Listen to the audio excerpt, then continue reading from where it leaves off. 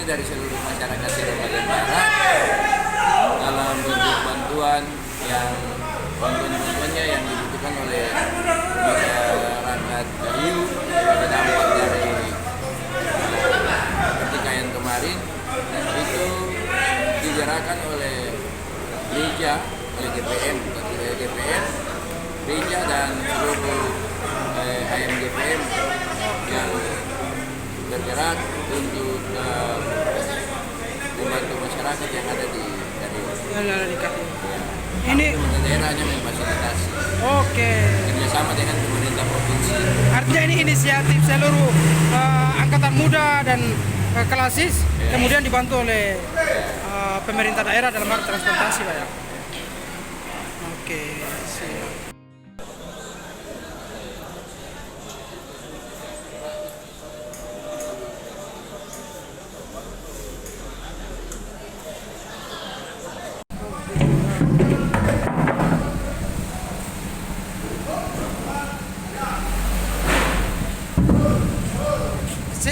Dari Masohi enggak ada, Pak?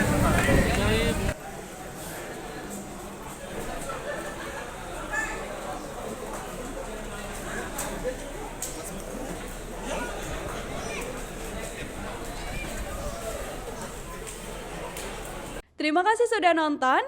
Jangan lupa like, subscribe, dan share ya.